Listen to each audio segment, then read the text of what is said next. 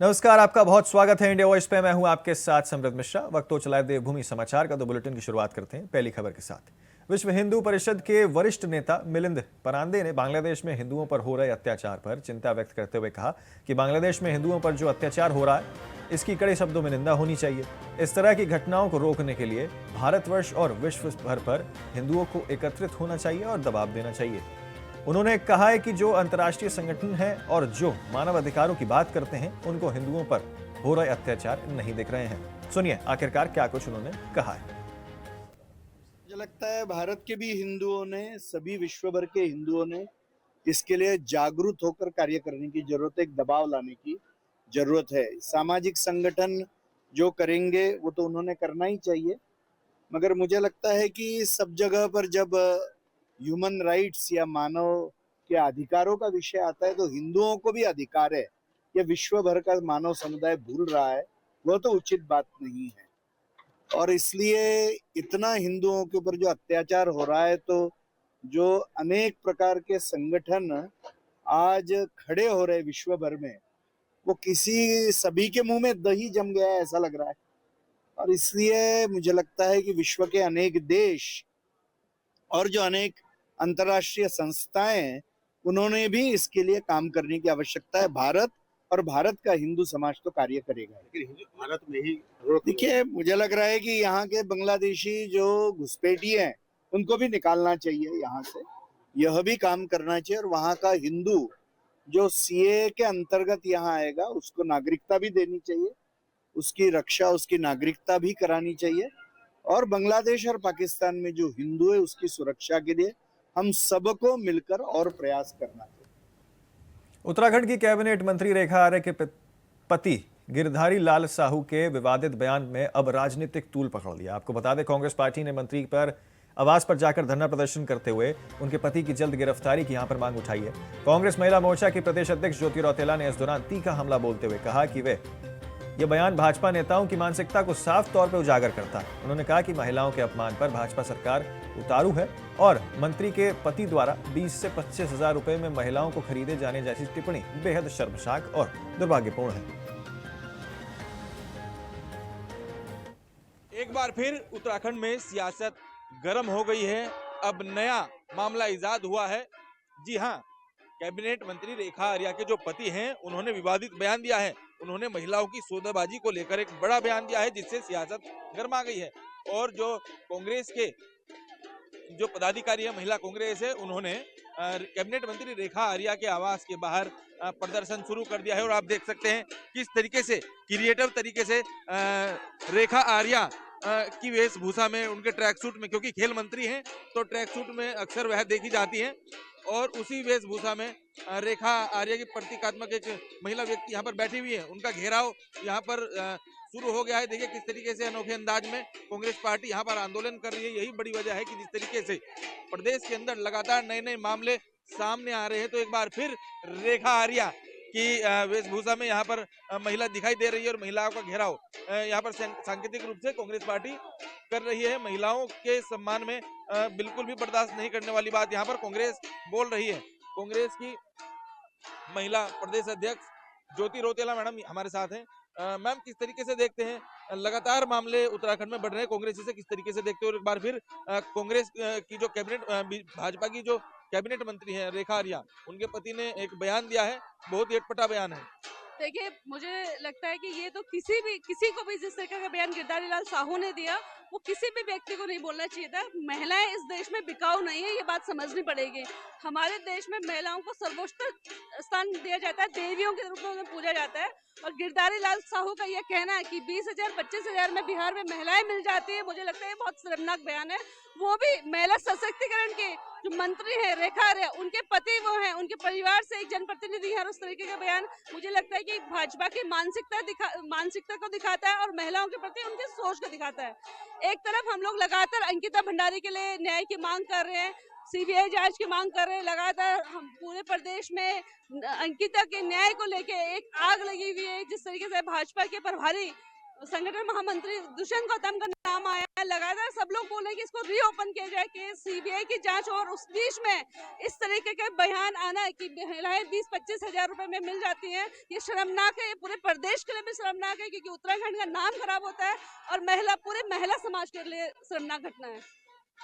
कांग्रेस किस तरीके से देखती है, क्योंकि पहले भी कई मामले सामने आ चुके हैं और एक बार फिर भारतीय जनता पार्टी सरकार के जो ये नुमाइंदे हैं, कैबिनेट मंत्री रेखा आर्या के जो पति हैं गिरधारी लाल, क्या आपको पता है कि इनका कोई पहले से भी कोई सामाजिक कोई पृष्ठभूमि इनकी आपको नजर आती है क्या? ये हिस्ट्री सीटर है, ये क्रिमिनल है और ये पहले से इनके ऊपर बहुत सारे केसेस लगे हैं। इनके ऊपर मेरे ख्याल से मर्डर केस भी है, लेकिन क्योंकि ये सत्ता में है, पावर में है, तो इनको सरकार ने इनके केसेस को इग्नोर किया हुआ है। लेकिन मुझे लगता है कि ऐसे लोगों के खिलाफ एफआईआर दर्ज होनी चाहिए, इन लोगों की गिरफ्तारी होनी चाहिए।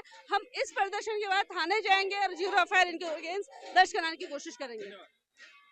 देखिए, कांग्रेस का साफ तौर पर कहना है, ज्योति रौतेला ने साफ तौर पर कहा है कि जो कैबिनेट मंत्री हैं रेखा आर्या, जो उनके पति हैं, वो गैंगस्टर हैं, हिस्ट्री सीटर हैं, उनके पास मुकदमे हैं और यहाँ तक कि मर्डर के मुकदमों की बात भी यहाँ पर सामने आई है।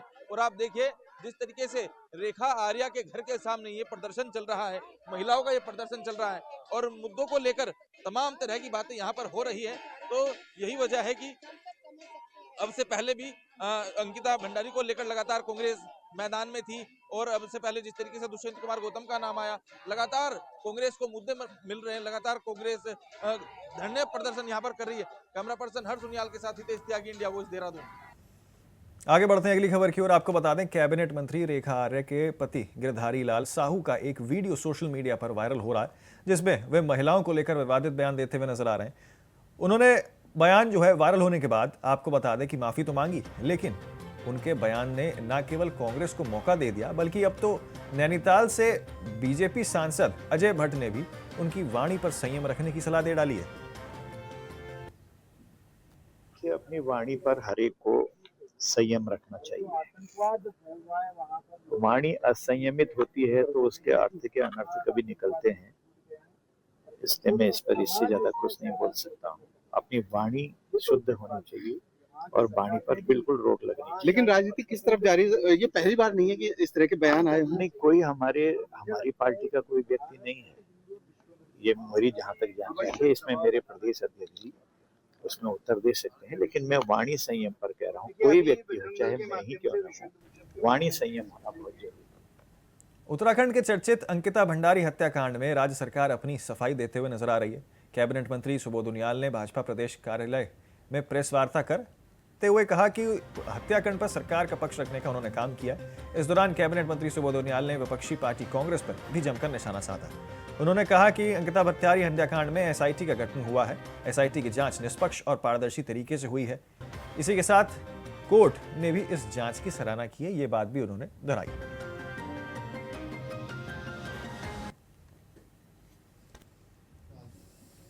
एक अत्यंत संवेदनशील मुद्दे पर सरकार के प्रतिनिधि के तौर पे सरकार की बात रखना चाहता हूँ। देखिए, सरकार का दायित्व होता है कि वो बिना किसी भेदभाव के अपने संवैधानिक दायित्वों का निर्वहन करे और सरकार की नजर में हर व्यक्ति बराबर होता है। तो ये इतना संवेदनशील मुद्दा है जिस पर मैं समझता हूँ कि मुझे विश्वास भी है कि आप लोग भी इसकी संवेदनशीलता को समझेंगे और संवेदनशीलता को समझते हुए मैं समझता हूँ इस प्रकरण पर आपकी भी भूमिका एक महत्वपूर्ण और जागरूक नागरिक के तौर पर रहेगी। मैं मानता हूँ कि एक राजनीतिक षड्यंत्र हो सकता है और कोई भी क्रेडिबल एविडेंस आप लाइए, सरकार हर जांच को तैयार है। चलिए फिलहाल जो है एक बहुत छोटे से ब्रेक के लिए रुक रहे हैं, आप कहीं ना जाए, बने रहें सिर्फ इंडिया वॉइस के साथ। तो ब्रेक के बाद जो है फिर एक बार आपका स्वागत है। आगे बढ़ते हैं अब अगली खबर की ओर। 2026 की शुरुआत में कांग्रेस ने भाजपा पर हमला तेज कर दिया। कांग्रेस प्रवक्ता डॉक्टर प्रतिमा ने आरोप लगाया है कि 2025 में भी भाजपा ने विकास नहीं बल्कि नकारात्मक राजनीति की थी। उन्होंने सवाल किया है कि भाजपा आखिर किन उपलब्धियों का बखान कर रही है। उन्होंने अवैध खनन को लेकर कहा कि पूरी जनता सच्चाई जानती है और भाजपा ने भूमाफियाओं को संरक्षण दिया है। कांग्रेस का आरोप है कि भाजपा ने प्रदेश में लोगों को आपस में लड़ाने का काम किया है। सुनिए। ये 2025 को आप सबने देखा है और 2025 में सिर्फ और सिर्फ नकारात्मक राजनीति की है भारतीय जनता पार्टी ने। और मुझे समझ नहीं आ रहा वो कौन सी नीतियां हैं, वो कौन सी उपलब्धियां हैं जिसको भारतीय जनता पार्टी गिना रही है। उपलब्धियां हैं, क्यों नहीं है? उपलब्धि है कि खनन के क्षेत्र में इस प्रदेश को जो है अव्वल दर्जे पर अवैध खनन के लिए पहुंचा दिया जो है भारतीय जनता पार्टी ने। भूमाफियाओं को संरक्षण देने का कार्य किया इस पार्टी ने। इस पार्टी ने जो है इस सरकार ने किस तरीके से प्रदेश के लोगों को एक दूसरे से लड़ाने का कार्य किया। पंचायत चुनाव आपके समक्ष था। पंचायत चुनाव में गुंडा राज स्थापित करने की कोशिश की इस राज्य में कि जहां पर आप प्रत्याशियों को किडनैप कर रहे हैं, आप प्रत्याशियों की चोरी कर रहे हैं। अभी तक आप वोट चोरी करते थे। तो 90 के दशक का बिहार आपने उत्तराखंड को देवभूमि को बनाने का कार्य किया, जहां पर गोलियों के बल पे, बंदूकों के बल पे जो है चुनाव जीते जाते थे। ये किया है आपने। और क्या किया है आपने? यही उपलब्धियां हैं आपके नाम, क्योंकि यूसीसी आप कहते हैं आप लेके आए, गवर्नर साहब ने बिल वापस कर दिया जब संशोधन के बाद गया। तो धर्मांतरण कानून की बात आप करते हैं, वो भी गवर्नर जी ने वापस कर दिया। तो मुझे लगता है भारतीय जनता पार्टी को अब नकारात्मकता से हट करके सकारात्मकता की तरफ राजनीति करनी चाहिए। प्रदेश के लोगों को आज शिक्षा की आवश्यकता है, स्वास्थ्य की, अच्छी स्वास्थ्य व्यवस्था की आवश्यकता है। आप कानून व्यवस्था जो ध्वस्त हो चुकी है उसको दुरुस्त करने की आवश्यकता है। इन मुद्दों पर ध्यान देना चाहिए। और 2026 में आप सच में अगर कह रहे हैं कि आपने बहुत सारी नीतियां बनाई हैं, चलिए 25 में छूट गई, नहीं बना पाए, तो 26 की तैयारी करनी शुरू कर देनी चाहिए। मुख्यमंत्री पुष्कर सिंह धामी ने वर्ष 2025 को उत्तराखंड के लिए उपलब्धियों से भरा वर्ष बताया है। उन्होंने कहा कि इस दौरान राज्य ने सुशासन, कानून व्यवस्था और विकास के क्षेत्र में देश भर में पहचान बनाई है। सीएम धामी ने बताया कि समान नागरिकता संहिता लागू यानी कि यूसीसी लागू करना राज्य के लिए एक ऐतिहासिक कदम रहा है। वहीं राष्ट्रीय खेलों के सफल आयोजन से उत्तराखंड को साख जो है वो बढ़ी है। ऑपरेशन कालनेमी के तहत पाखंड और अवैध गतिविधियों पर सख्त कार्रवाई की गई है। मुख्यमंत्री ने कहा कि 10,000 एकड़ से अधिक सरकारी भूमि अतिक्रमण मुक्त कराई गई है और खनन क्षेत्र में बेहतर कार्यप्रणाली के चलते केंद्र सरकार ने राज्य को 200 करोड़ रुपए की प्रोत्साहन राशि भी दी है। उन्होंने उत्तराखंड को देश का सर्वश्रेष्ठ राज्य बनाने का संकल्प दोहराया है। 2025 में उत्तराखंड के लिए उपलब्धियों का वर्ष, इस बात को लगातार मुख्यमंत्री कहते हुए आज नजर आए। देखिए, इस वर्ष हमारे लिए जरूर ये बहुत उपलब्धि वर्ष रहा, जहाँ की समान नागरिक संहिता का कानून इस वर्ष हमने प्रदेश में लागू किया। राष्ट्रीय खेलों का आयोजन हुआ, ऑपरेशन कालनेमी राज्य के अंदर चलाया गया, जो आज पूरे देश के अंदर जिसकी सराहना हो रही है। और इसी प्रकार से हमने कई सारे एक्ट भी बनाए। हमने राज्य के अंदर मदरसा एक्ट समाप्त करने का भी निर्णय लिया है। बड़ी सारी ज़मीनें जो अवैध रूप से अतिक्रमित की हुई थी, 10,000 एकड़ से अधिक ज़मीनें हमने इस अतिक्रमण से मुक्त कराई है। अनेक विकास के काम भी हमने आगे बढ़ाए हैं। विकास के कामों में भी उत्तराखंड को पूरे देश के अंदर एक उदाहरण माना गया है, चाहे वो खनन सुधार का क्षेत्र हो, जिसमें भारत सरकार ने हमको 200 करोड़ रुपए की धनराशि प्रोत्साहन राशि के रूप में प्रदान की है, 100 करोड़ के रूप में। वहीं हमने अपना रेवेन्यू भी पिछले 2 सालों में बहुत तेज़ी से आगे बढ़ाया है। तो हरिद्वार के भादराबाद क्षेत्र में सड़क सुरक्षा माह के तहत देवभूमि ऑटो चालक एसोसिएशन द्वारा ऑटो और विक्रम चालकों को जागरूक करने के लिए विशेष कार्यक्रम आयोजित किया गया। 1 जनवरी से 31 जनवरी तक चल रहे सड़क सुरक्षा माह के अंतर्गत आयोजित इस कार्यक्रम में हरिद्वार के सहायक सहभागी अधिकारी नेहा झा और भादराबाद ग्राम प्रधान नीरज चौहान मौजूद रहे। कार्यक्रम के दौरान चालकों को सड़क सुरक्षा नियम, सुरक्षित ड्राइविंग, कोहरे के समय सावधानी बरतने और दुर्घटना की स्थिति में त्वरित मदद देने के उपाय बताए हैं। इसके साथ ही जिन वाहनों में रिफ्लेक्टिव टेप और प्लेट नहीं थे, उन्हें मौके पर ही सीज किया गया।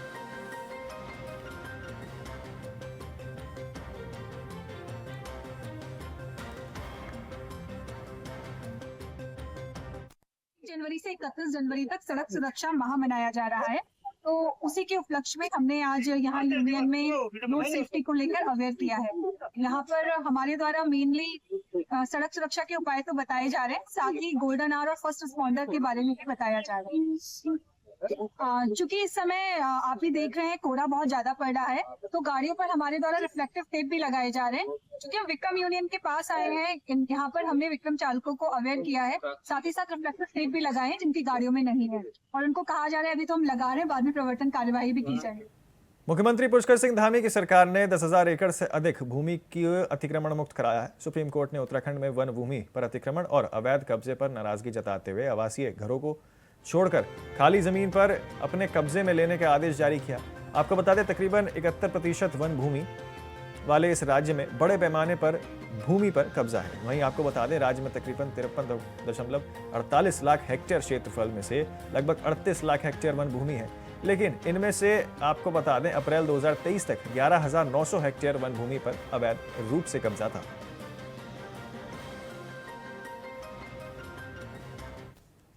सवाल ये है कि कितने वर्षों से कब्जा होते रहा और लोग शांत बैठे रहे। अब जब लोगों को 50 वर्ष हो गए तो उसमें हमारी सिंपैथी उनके साथ है, लेकिन क्योंकि माननीय उच्चतम न्यायालय का निर्णय, उसका अनुपालन भी किया जाना है, तो वन विभाग उसका अनुपालन कर रहा है। और हमारा प्रयास ये है कि जो माननीय उच्चतम न्यायालय ने कहा भी है कि जो मकान है उनको छोड़ करके, ये इतना माननीय उच्चतम न्यायालय ने कहा है कि उसमें मकानों को छोड़ लिया, नया निर्माण कोई ना होने। तो इसको लेकर के हम पूरी तरह सतर्क हैं और सर्वे करने के बाद काफी जमीन हम लोगों ने वहाँ पर वन विभाग के कब्जे में ले भी ली है। और हमारा विशेष फोकस है जो बड़ी लैंड होल्डिंग है उनको सबसे पहले कब्जे में लेकर के एक संदेश भी जाएगा कि, क्योंकि कई बार होता है कि बड़े लोगों को छोड़ दिया जाता है और छोटे लोगों का करा जाता है। तो हमारा ये है कि पहले बड़ी लैंड जो होल्डिंग्स है उनको हम अपने कब्जे में। डोईवाला के विस्थापित क्षेत्र अचूरवाला में एयरपोर्ट विस्तारीकरण से प्रभावित लोगों का धरना प्रदर्शन आज समाप्त हो गया है। यह आंदोलन बीते 54 दिनों से लगातार जारी था, जिसमें प्रभावित परिवार अपनी मांगों को लेकर संघर्ष कर रहे थे। अचूरवाला संघर्ष समिति के अध्यक्ष मंजीत सजवाण ने कहा कि हमारी 3 मांगें थीं, जिसमें प्राथमिकता ये थी कि लोगों को जमीन के बदले जमीन मिले। प्रशासन की ओर से मिले आश्वासन के बाद समिति ने आंदोलन समाप्त करने की घोषणा की है। संघर्ष समिति के पदाधिकारियों ने कहा कि उन्हें सरकार के आश्वासन पर भरोसा है और उम्मीद है कि जल्द ही प्रभावितों को न्याय मिलेगा।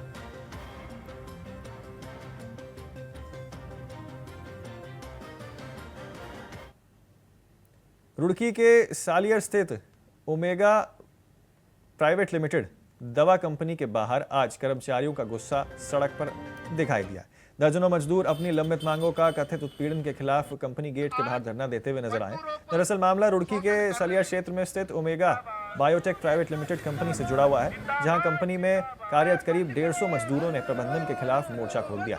पीपल्स यूथ फ्रंट के बैनर तले मजदूरों ने श्रम परिवर्तन अधिकारी को लिखित शिकायत सौंपते हुए कंपनी प्रबंधन पर गंभीर आरोप लगाए हैं। मजदूरों का आरोप है कि कंपनी में वर्षों से कार्यरत श्रमिकों को न्यूनतम मजदूरी का अधिनियम के मानकों से भी कम वेतन दिया जा रहा है।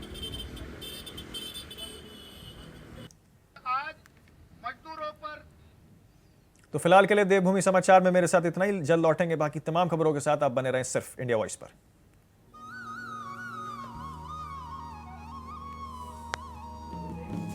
3 बजे मुश्किल।